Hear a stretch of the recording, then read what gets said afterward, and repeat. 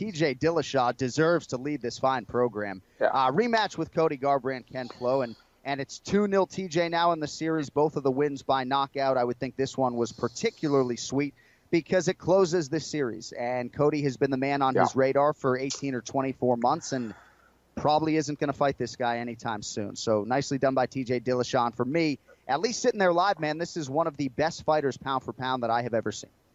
Yeah, nicely done indeed. And TJ Dillashaw, a guy who just has so many different weapons that he can utilize out there, getting it done against another dangerous guy in Cody Garbrandt, I thought was just an amazing finish. He is slick. He is vicious. He has an ability to go out there and draw Cody out of his game. And you could see TJ kept kind of poking and prodding at Cody, trying to get him emotional. And there was a tension in Cody of understanding that he couldn't get emotional, but you could see he was holding something back. And when you get this tremendous frenetic energy like Cody Garbrandt, you kind of had this feeling it was either going to go really well for him or really badly. And in the end, it went really badly for him. Started to kind of get in a firefight, and that was not what he needed to do. He needed to be disciplined. He couldn't get emotional, and he paid for it, unfortunately. And TJ Dillashaw went on to confirm himself as one of the greatest bantamweights, if not the greatest bantamweight of all time. So a very interesting story, certainly a closing to the story between these two. And TJ Dillashaw, man, I see him being absolutely one of the greats in this sport. And I know you have a huge appreciation for how technical he is, but I think sort of something that's more intangible, I guess, is the happiness and the calmness and the comfort in combat. I mean, and James Vick, who we're going to talk to later today, he's another guy. They're just so happy to be in an octagon fighting another man, Kenny. And I know you and George St. Pierre didn't necessarily have that emotion, right? Like, you're more relaxed pumping gas than fighting a man in an octagon. And for TJ, he's smiling, and maybe that's not fair, Kenny. And I know, obviously you had a lot of whatever you did worked, obviously. But I think for TJ, every time, it's like, how's fight week? Honestly, I love this shit, man. Oh, how'd you feel in there? Honestly, I love it. I mean, he's smiling from the minute he touches down in there. And it looks like a sparring session for him. And I think that is a big sort of cornerstone of his success. Obviously, he found Dwayne Bang Ludwig early, and he has added to that and evolved and really taken care of his body. And you sort of heard some intimations there that maybe he wasn't all that healthy and there were some nagging injuries, but really a special fighter. And we'll try to table the greatest bantamweight of all time thing for a second and more center on who is going to be next for TJ and where Cody goes from here. I think for TJ, there are three options, and I'm not sure if there's going to be a super fight with Henry Cejudo, so that's really not the direction I'm going. I think it's either going to be Marlon Moraes, Dominic Cruz, or Rafael Assunção. Assunção and Moraes fought head-to-head, Kenny, right? And that fight went to Rafael Assunção. But Marlon Moraes, by virtue of what he did to Jimmy Rivera and ending that 20-fight winning streak, I think probably has a stronger case than Rafael Assunção. Dominic Cruz hasn't fought since 2016. But he has a win over TJ Dillashaw and is the other guy in the conversation, his greatest bantamweight of all time. So out of those three, promotionally speaking or as a fan, in which direction do you think they'll go? This is a tricky one. Listen, as far as the most exciting fight and just kind of coming off of the momentum of what both of these fighters have done, I think you got to go with TJ Dillashaw and Marlon Moraes. I think that is an amazing fight. And you're talking about guys who have an offensive arsenal that could really entertain. That is kind of it's tricky when you're breaking both those guys down because both those guys are quite similar in how they approach the offensive side of things. So, I think that's the fight to make. I think the one with Dominic Cruz has the history, certainly, and you look at what Dominic Cruz has done in this sport, obviously deserves it. Rafael Assunção has just kind of quietly been winning, all along, and I think that he definitely deserves a shot. As far as maybe what's fair, if that means anything, I think Rafael Assunção should probably get it. But as far as the business of the UFC, and if they want to make the most exciting fight that the fans would want to see. I think Moraes and Dillashaw is probably the way to go. Assunção has fought Dillashaw twice, beat him once by split decision, and then Dillashaw was dominant in that second meeting. So I think there isn't a ton of appetite, with all due respect, for a third meeting between TJ Dillashaw and Rafael Assunção. Marlon Moraes was the first name out of my mouth because I think he is most deserving.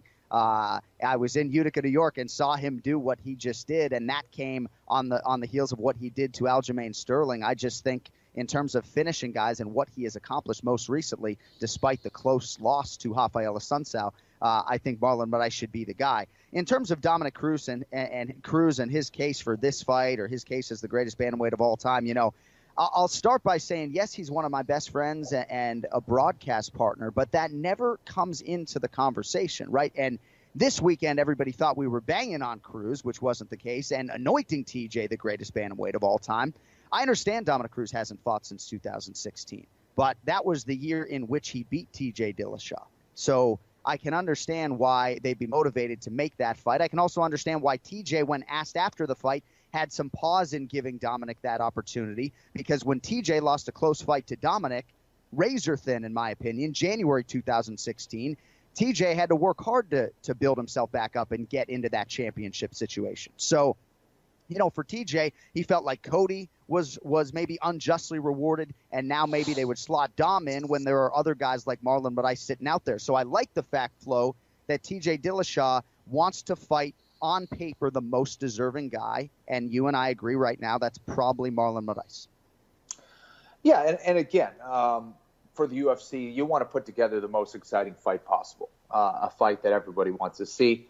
And no disrespect to any of the other 135 pounders out there that are at the top of the division, but I think a fight between him and Marlon Moraes is the most scintillating matchup you can make right now, based on what they bring to the table and how they fight, in their aggression, in their technique, and all the stuff that they bring into the octagon.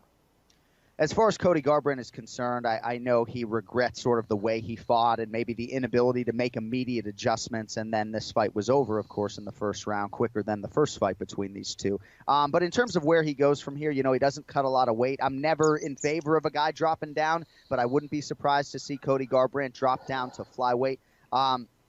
But as much as we want to sit here and credit TJ Dillashaw's performance, and we should, Cody Garbrandt's style is such that he puts this chin in harm's way. Even though he was 11-0 before running into Dillashaw the first time, he did have 2 losses as an amateur, 32-1 as an amateur boxer. So there's some, chin strikes being taken there. Played middle linebacker in the state of Ohio, and that's one car crash after the next. There's a lot of cerebral damage up there, I would think, Ken Flo, and I think you have to at least talk about Garbrandt's chin in this conversation and wonder how it's going to hold up against these elite bantamweights that can find that chin of his. Yeah, and I think more than anything else, listen, anyone's chin can be susceptible when you're out there with 4-ounce gloves. The fact that he's getting knocked out or getting hurt repeatedly against a guy like TJ Dillashaw doesn't necessarily mean he's got a weak chin. But you do have to consider all that other previous experience, the football experience, the amateur boxing, the amateur mixed martial arts, all the fights that he's had at the high level and the pro level. Those will certainly take its toll, right? So I think for him, I think it comes down to really adjusting his style. And we talked about how he really needed to play the counter fighter. He needed to be the bullfighter here against TJ Dillashaw. He started out doing that. He was finding success, and then he decided to kind of keep his feet planted in the canvas and just trade with his hands.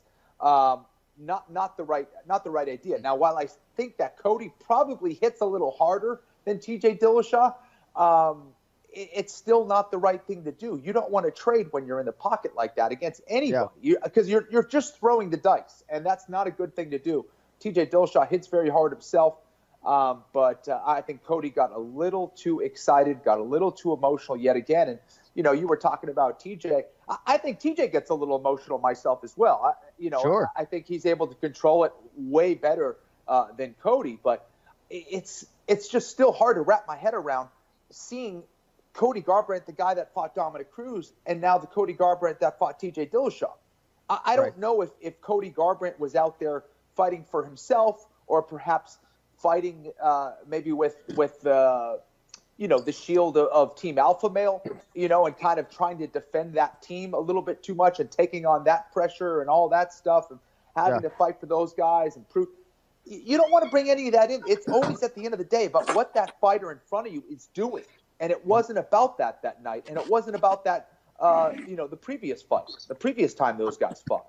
There was a pressure on his shoulders. There was a weight on his shoulders. He wasn't just being present and seeing exactly what was in front of him. He was really out there to try to hurt TJ or do something that wasn't really there. And he was forcing that knockout and instead got knocked out himself. So, unfortunate result there for Cody.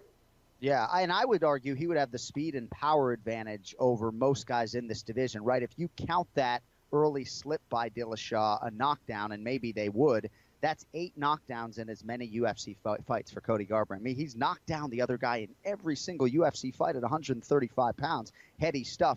But TJ, too, in some of those emotional moments, I feel like he has a lot of confidence in his chin. It was one of the first things he said post-fight was that, I'm okay in the pocket because I have a lot of confidence in my chin. Ray Longo coming up in 60 seconds. First, though, this from Simply Safe. A lot of things to love about Simply Safe. For me, though, it's about details. These guys